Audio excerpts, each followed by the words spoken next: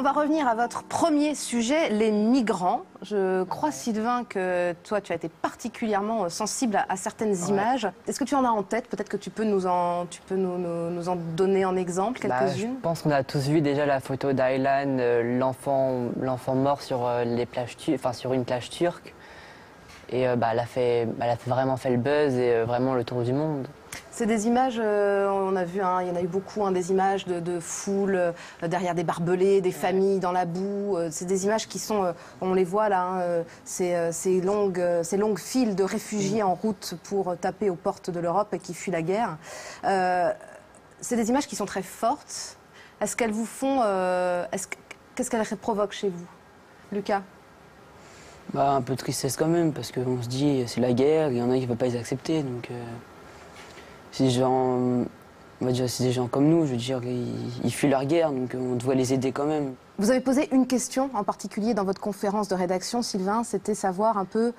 Qu'est-ce qu'ils sont devenus après le buzz Que deviennent-ils en France, une fois installés en France? On s'est dit que vous aviez posé la bonne question.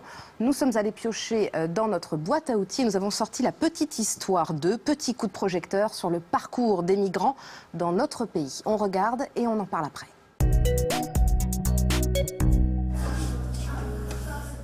En France, l'histoire des migrants commence souvent dans un centre d'urgence, comme ici à Paris.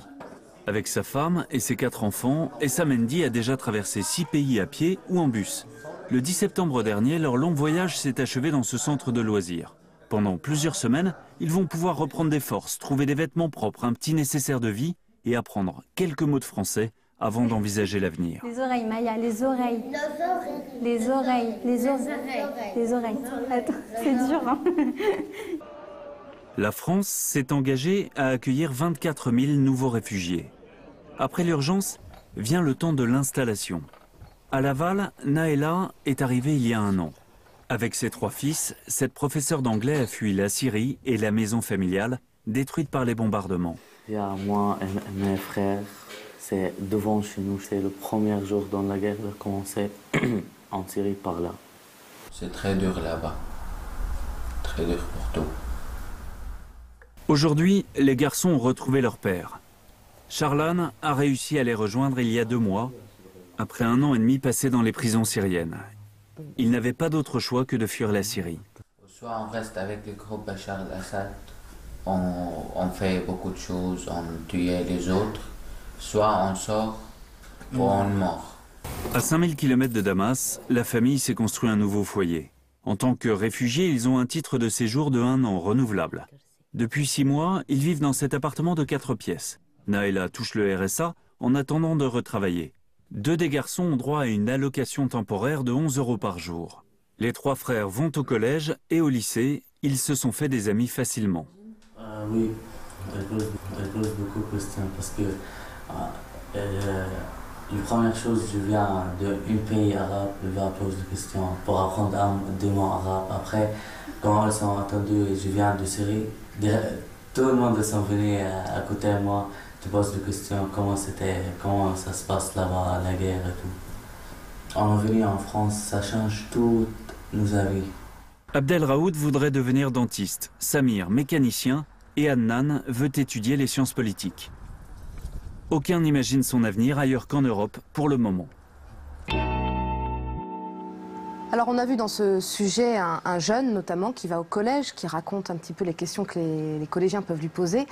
Ça vous parle un peu plus quand il y a un jeune comme ça, qui a votre âge et qui témoigne? Est-ce que du coup ça permet d'appréhender peut-être des choses plus compliquées comme l'exil, l'immigration? Sylvain, ça te touche plus particulièrement? On se sent beaucoup plus proche de cette personne-là, qu'elle soit devant nous et qu'on puisse la connaître que devant un écran de télévision. Donc je pense que ça touche beaucoup plus et on peut avoir plus de réponses à nos questions. Comme la personne est devant nous, on peut lui poser certaines questions.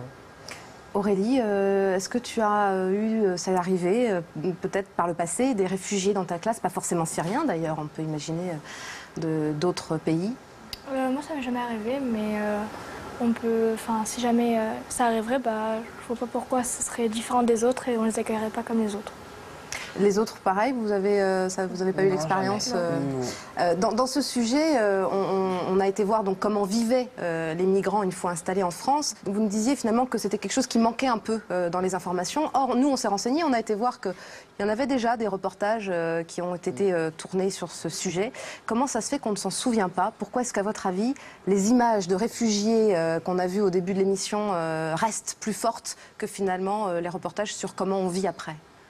Je pense que les images de détresse des gens vont plus nous toucher que l'image où ces mêmes gens sont dans une partie de leur vie où ils s'en sont plus ou moins bien sortis. Ils ont un toit, ils ont à manger, de l'éducation pour les enfants. Donc je pense que ça touche beaucoup moins les personnes. L'image forte, l'image émotion chasse un petit peu le reste en fait, hein, voilà. C'est ça.